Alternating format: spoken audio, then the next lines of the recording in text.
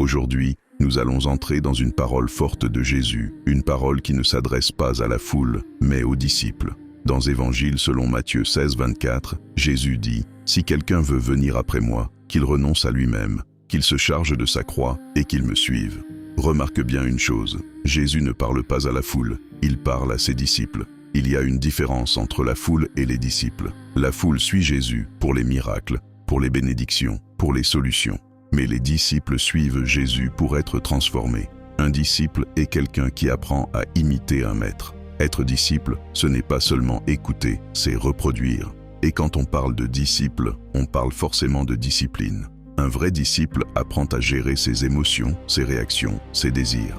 Jésus dit « Si quelqu'un veut venir après moi », cela veut dire que suivre Jésus est un choix, ce n'est pas automatique. Tu peux être dans l'Église sans être un disciple. Tu peux croire sans suivre réellement. Marcher avec Jésus, c'est adopter sa vision, ses valeurs, sa manière de vivre. Mais Jésus donne des conditions claires. La première condition est renoncer à soi-même.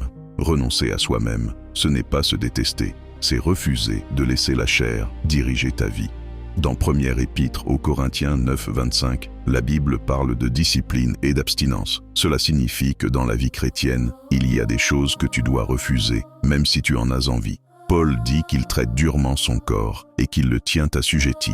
Pourquoi ? Parce que le manque de discipline disqualifie. Beaucoup commencent bien, mais ne finissent pas. Pourquoi ? Parce qu'ils n'ont pas de discipline. Dans Deuxième Épître à Timothée 2,5, il est dit qu'on ne peut pas être couronné si on ne combat pas selon les règles. Il y a des règles spirituelles. Lire la parole, prier, être fidèle dans la dîme et les offrandes, marcher dans l'obéissance. La discipline implique souvent la souffrance de la chair. La chair veut le confort, mais l'esprit cherche Dieu. Tu ne peux pas plaire à Dieu si tu es attaché aux choses du monde. Dans le royaume de Dieu, il n'y a rien sans sacrifice. Renoncer à soi-même, c'est aussi renoncer à son ego. C'est accepter que Dieu ait le contrôle. Et il y a une vérité importante. Tu ne peux pas dire que tu obéis à Dieu si tu refuses d'obéir à une autorité visible. Dieu est invisible, mais il place des autorités visibles dans nos vies. La fidélité commence dans les petites choses.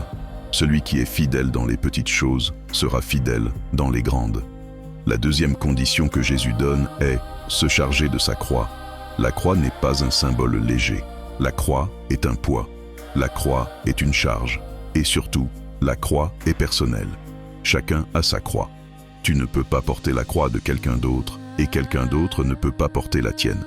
Porter sa croix, c'est accepter le processus. C'est accepter les difficultés, les incompréhensions, les sacrifices liés à ton appel. Beaucoup veulent suivre Jésus, mais refusent la croix. Ils veulent la gloire, mais pas le prix. Mais la vérité est simple. Il n'y a pas de résurrection sans la croix. Et la Bible nous rappelle que la fin d'une chose vaut mieux que son commencement. Ce qui compte, ce n'est pas comment tu commences, c'est comment tu finis. Suivre Jésus demande de la discipline, du renoncement, du sacrifice et de la persévérance. Mais c'est aussi le chemin qui mène à la vraie vie. Si ce message t'a parlé, écris en commentaire « Je choisis d'être un disciple ». Abonne-toi à Holy Story pour recevoir des enseignements qui vont t'aider à grandir spirituellement. Active la cloche pour ne manquer aucune vidéo. Et partage ce message avec quelqu'un qui veut suivre Jésus, mais qui doit comprendre le prix du discipulat. Parce que suivre Jésus, ce n'est pas juste croire en lui, c'est vivre comme lui.